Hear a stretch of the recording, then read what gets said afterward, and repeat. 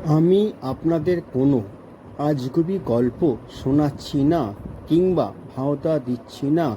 জীবনে চলার পথে হোঁচট খেয়ে যা শিখেছি, শিখছি, করেছি এবং করছি সেটাই শেয়ার করছি আপনাদেরকে।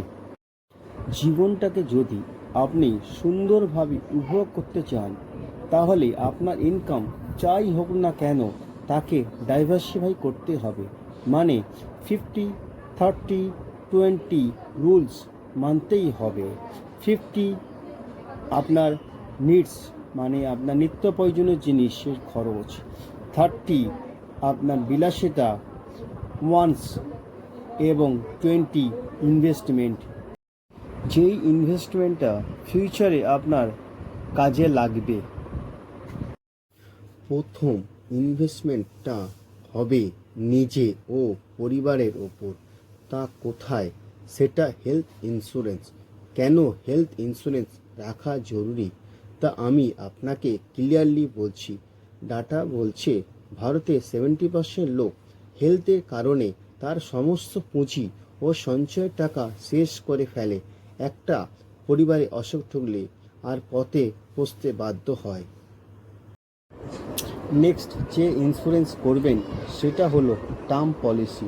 দেখুন, অনেকজন ভাবেন লাইফ ইন্স্যুরেন্স বা এলআইসি আছে মানে এনাফ। না, টার্ম পলিসি অনেকটা আলাদা। টার্ম পলিসি হচ্ছে আপনার অবর্তমানে আপনার পরিবার তো চলবে, সেটাকে কে দেখবে, সেই জন্য টার্ম পলিসি করে রাখুন। আপনার অবর্তমানে আপনার ফ্যামিলি যাতে ফেঁসে না যায়। কারণ নিঃশ্বাসের কোনো বিশ্বাস নেই বস। আপনার বিপদের দিনে আপনার প্রকৃত বন্ধু হবে এই দুটো ইন্স্যুরেন্স। যদি আপনি ধনী হতে চান আপনাকে সঞ্চয় করতে হবে। সঞ্চয় ছাড়া আজ পর্যন্ত কেউ ধনী হতে পারেনি। সঞ্চয় করতে হবে সেটা সঠিক নিয়ম মেনে। সঞ্চয় মানে এই নয় যে আপনি শুধু ব্যাংকে টাকা রাখবেন। এটা কখনো সঞ্চয় হতে পারে না। সঞ্চয় বলতে আমরা কি বুঝি?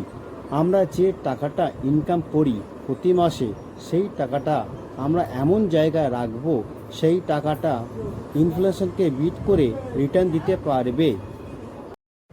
যদি আপনি আপনার সঞ্চয়ের টাকা ব্যাংকে রাখেন তাহলে আপনি রিটার্ন পান 6-7% ইন্টারেস্ট। কিন্তু আপনি এই টাকা যদি মিউচুয়াল ফান্ডে রাখেন তবে তা রিটার্ন পেতে পারেন 12-15%। এখানে লং টার্মে টাকা রাখতে পারলে 12-15% রিটার্ন দেবে এবং ইনফ্লেশনকে বা মূল্যবৃদ্ধিকে বিট করতে পারবে।